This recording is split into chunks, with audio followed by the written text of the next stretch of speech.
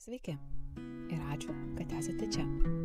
Šiame vaizdo įraše pamatysime, kaip technologijos ir skaitmeninės priemonės gali padėti mums miško maudynių ir terapijos veikloje. Technologijos gali padėti išplėsti mūsų veiklos sritį ir ieškoti svarbios informacijos, dalytis idėjomis ir vizijomis bei praturtinti bendrą visų patirtį. Prieš pradedant sesiją svarbu gerai pasiruošti. Atsineškite bet kokią spausdintą medžiagą, jei tokią turite ir jos reikia. Turėkite visų dalyvių kontaktinę informaciją skubios pagalbos atveju ir avarinių priemonių rinkinį. Taip pat reikės patikrinti orus ir atitinkamai prisitaikyti. Prieš pradėdami galite užduoti klausimus, kurie padės jums geriau suformuoti savo veiklą. Pavyzdžiui, ko tikitės arba ko norėtumėte šiandien išmokti. Pasibaigus veiklai svarbu ją įvertinti. Kiek jums patiko šiandienos užsiėmimas? Kokia buvo jūsų mėgstamiausia dalis? Remdamiesi dalyvių atsakymais ir surinktomis nuotraukomis galite sukurti skaitmeninį jų atradimų žemėlapį, skaitmeninį suvenyrą jums visiems. Žaidimas Picture It – tai daugialypės terpės veikla. Kiekvienam dalyviui ar grupiai priskirkite tam tikrą kategoriją – spalvą, emociją, augalus, akmenis, vabalus, paukščius ar bet ką kitą. O dabar paprašykite dalyvių nufotografuoti priartintus ir atitolintus daiktus iš jų kategorijų. Paskutinis žingsnis – sukurti informacijos koliažą.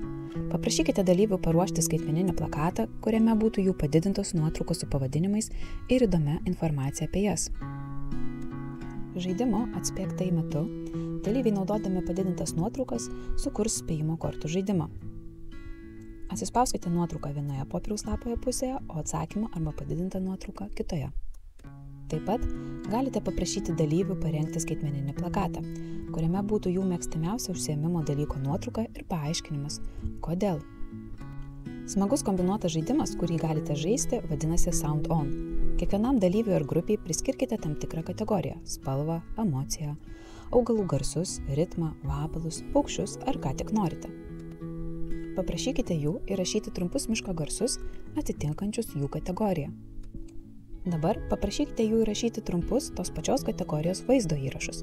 Vėliau vaizdo įrašai bus pritildyti. Tada dalyviai turės kartu sumontuoti garso įrašus ir nutildytus vaizdo įrašus. Ar kiti dalyviai gali atspėti, kokia tai buvo kategorija? Užduoties tolimiausias kampas metu paprašykite dalyvių užmerkti akis ir įsivaizduoti tolimiausią miško dalį. Jie gali sutelkti dėmesį savo emocijas ir įvairias detalės, pavyzdžiui, spalvas ir formas, kurias įsivaizduoja ar mato. Po to jie turės atkurti šią patirtį skaitmeninėme plakate, naudodami bet kokius jiems patinkančius skaitmeninius įrankius, kad sukurtų savo patyrimo skaitmeninį meną. Dėkojame jums už dėmesį.